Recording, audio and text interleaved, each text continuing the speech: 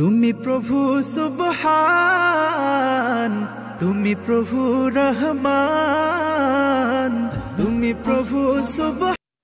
নাহমাদুহু ওয়া নুসাল্লি আলা রাসূলিহিল কারীম, আম্মা বাদ। প্রিয় দর্শক ও শ্রোতা, আমাদের আজকের প্রশ্নোত্তর পর্বে আপনাদেরকে স্বাগতম। যে আমাদের কাছে যে প্রশ্নগুলি রয়েছে, আয়াত ব্যতীত তরজমা লেখা জায়েজ আছে কিনা, যে খুবই গুরুত্বপূর্ণ একটি প্রশ্ন। কুরআনুল কারীমের আয়াত উল্লেখ করা ব্যতীত তরজমা লেখা জায়েজ আছে কিনা।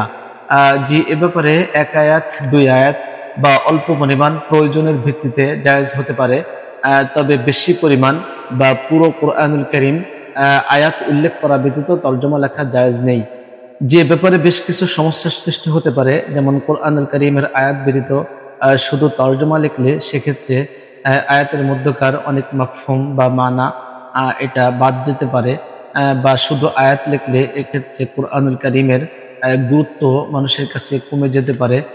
শুধু তরজমা লিখলে এক্ষেত্রে ওই তরজমাটাকে অনেকে কোরআন মনে করতে পারে, যেমন বাইবেল, ইনজিলের ক্ষেত্রে আমাদের সমাজের মধ্যে হয়ে থাকে। এছাড়াও তাহরিফের বা অর্থ বিকৃতি হওয়ার সম্ভাবনা রয়েছে। এজন্য শুধু কুরআনুল কারীমের আয়াত উল্লেখ করা ব্যতীত তরজমা লেখা জায়েজ নেই। পরবর্তী প্রশ্ন, মোবাইল স্ক্রিনে থাকা কোরআন স্পষ্ট করতে ওযু লাগবে কিনা। যে খুবই গুরুত্বপূর্ণ একটি প্রশ্ন। আমরা আমাদের বর্তমান সময়ে প্রয়োজনে কুরআনুল কারীম তেলাওয়াত করে থাকি মোবাইল অ্যাপসের মাধ্যমে, মোবাইলের স্ক্রিনে থাকা কোরআন থেকে। তো এক্ষেত্রে স্ক্রিনে থাকা কোরআন স্পষ্ট করতে গেলে ওযু লাগবে কিনা। জি, অবশ্যই স্ক্রিনে থাকা কোরআন স্পর্শ করতে গেলে বা পৃষ্ঠা পরিবর্তন করতে গেলে হাত দিয়ে স্পর্শ করার মাধ্যমে সেক্ষেত্রে আমাদেরকে ওযু করতে হবে।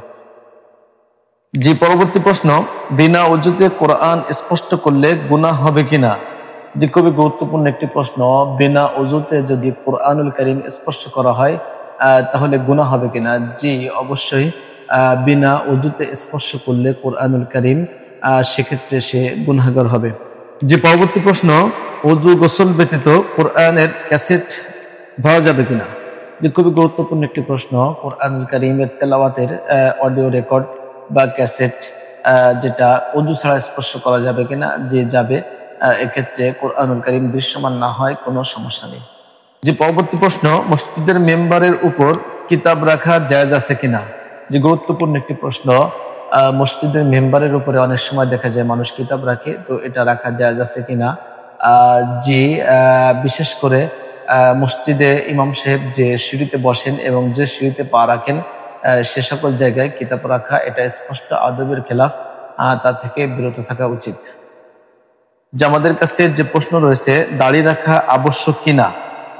জি, অবশ্যই একজন মুসলিমের জন্য দাড়ি রাখা আবশ্যক। এটা ওয়াজিবের পর্যায়ে, অর্থাৎ রাসূল করিম সাল্লাল্লাহু আলাইহি ওয়াসাল্লাম বিভিন্ন হাদিসের মধ্যে দাড়ি রাখার নির্দেশনা দিয়েছেন। কাজেই প্রত্যেক মুসলমানের জন্য দাড়ি রাখা আবশ্যক বা ওয়াজিব। যে পরবর্তী প্রশ্ন, দাড়ি কতটুকু পরিমাণ রাখা ওয়াজিব। যে দাড়ি অবশ্যই বড় করতে হবে, বিশেষ করে কমপক্ষে এক মুষ্টি পরিমাণ দাড়ি রাখা এটা আবশ্যক বা ওয়াজিব। যে পরবর্তী প্রশ্ন, এক মুষ্টির কম দাড়ি রাখলে সে ফাসিক বলে গণ্য হবে কিনা।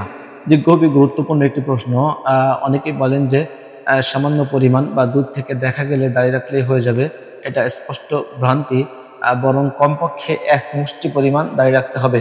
যদি কেউ এক মুষ্টি পরিমাণ দাড়ি না রেখে তার থেকে কম রাখে, ছাটে, কাটে বা মুন্ডায়, তাহলে সে অবশ্যই গুনাহগার হবে এবং তার সার্বক্ষণিক সবসময় গুনাহ হতেই থাকবে। যে পরবর্তী প্রশ্ন, দাড়িতে কালো খিজাব ব্যবহার করা জায়েজ আছে কিনা। যে খুবই গুরুত্বপূর্ণ একটি প্রশ্ন। দাড়িতে কালো খিজাব ব্যবহার করা যাবে কিনা। জি না, দাড়িতে কালো খিজাব ব্যবহার করা মাকরুহ, কাজেই তা থেকে বিরত থাকতে হবে।